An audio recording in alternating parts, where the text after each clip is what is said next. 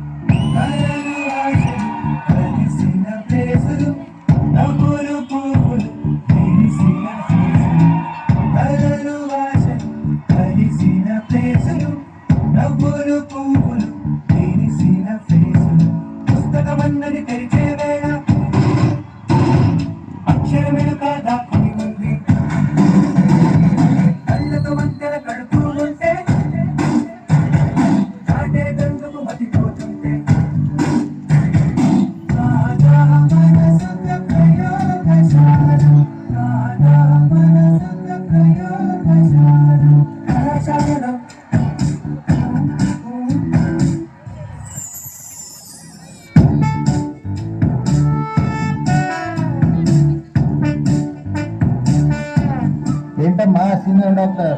నేను ఇంకా సీనియర్ని కాదురా, జూనియర్ని. ఇంకెన్నాళ్ళే, జస్ట్ 1 year డాక్టర్.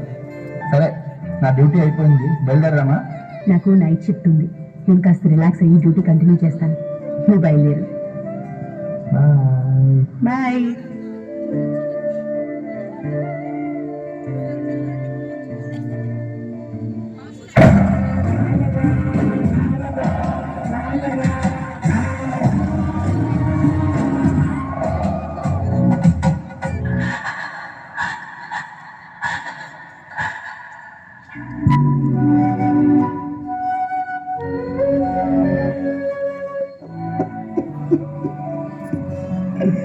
మా అమ్మాయిది ఆత్మహత్య కాదు, ఒంటి మీద దెబ్బలు, ఘాట్లు చూస్తుంటే ఏదో జరిగిందని అనుమానంగా ఉంది సార్.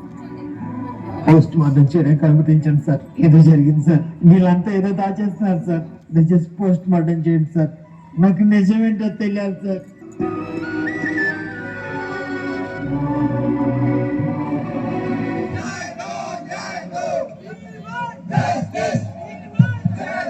ఇంత జరిగిన తరువాత ఆత్మ శాంతిస్తుందా? పర్యవసానం ఏం కోరుకుంటుంది? కాళికాదేవిని అడిగాడిన కలకత్తాలో కలియుగంలో కన్యని ఎంత పైశాచికంగా చంపడం పాపం. ప్రాణాలను కాపాడే డాక్టర్ ప్రాణాలకే అది రక్షణ లేదంటే ఏంటి దారుణం? ఆడపిల్లగా పుట్టడం కర్మ. పోస్ట్ మార్టం రిపోర్ట్ చూసారా? కంట్లో నలిసి పడితేనే కిచకిచలాడిపోద్ది ప్రాణం. అలాంటిది కళ్ళల్లో గాజు పెంకులు కనిపించారంటే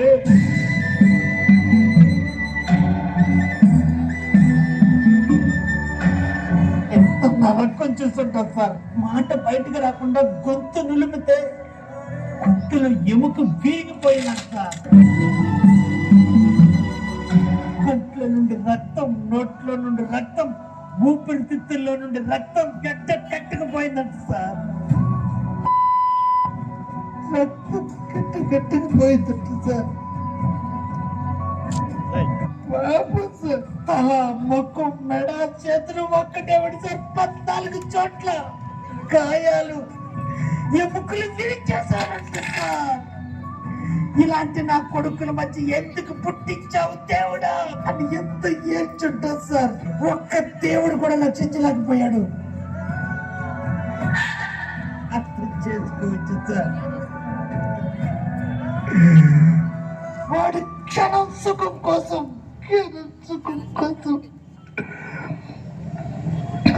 కారణం ఒకటే సార్, నా దేశంలో స్వేచ్ఛ ఎక్కువ. భయం తక్కువ. లేదంటే ఎందుకు సార్ ఈ పవిత్ర భారతదేశంలో రోజుకు 109 మంది ఆడపిల్లలు అత్యాచారానికి గురవుతున్నారు? ఆడదైతే చాలు, పసి పాప అయినా, వయసు వచ్చిన పిల్లైనా, వయసు మళ్ళిన తల్లైనా, 3 కాళ్ళ బామ్మైనా కామందుల చేతిలో మానభంగానికో అత్యాచారానికో గురై నెలకి చనిపోతున్నారు. సార్, ఇక్కడ కావాల్సింది సంతాపం కాదు సార్, ఈ నికృష్ట చేష్టలకి సమాధి చేయాలి. వదలడం కాదు, వధించాలి. సార్, ఆడపిల్లను పుట్టించేటోడు మగాడే. కూతుర్లా పెంచుకుంటాడు, భార్యను ప్రేమిస్తాడు, అమ్మ ఒళ్ళు పెరుగుతాడు, అక్క చెల్లికి నేనే రక్ష అంటాడు. కానీ పరాయి ఆడదాన్ని చూస్తే మాత్రం అనుభవించాలనుకుంటాడు. ఎంతకింత మూర్ఖుడిగా మారిపోతున్నాడు సార్. ఆడవాళ్ళు అందంగా రెడీ అవ్వకూడదు, నలుగురిలో నవ్వకూడదు, పై చదువులు చదవకూడదు. తల్లిదండ్రులారా, ముందు మగపిల్లల పెంపకాన్ని మార్చండి. మగాడు ఆడోళ్ళు పాలిట రక్షకుడు అవ్వాలి, రాక్షసుడు కాదని నేర్పించండి. ఆడది నీలాంటి మనిషేరా అని నూరిపోయండి. ఆలోచన విధానాన్ని మార్చండి. మీ అమ్మ కూడా ఒకప్పుడు అమ్మాయారా అని చెప్పండి. స్త్రీ జాతిని కాపాడండి, స్త్రీ జాతిని కాపాడండి. మీరు చెప్పింది డాక్టర్ని కాదు, ఈ దేవతని.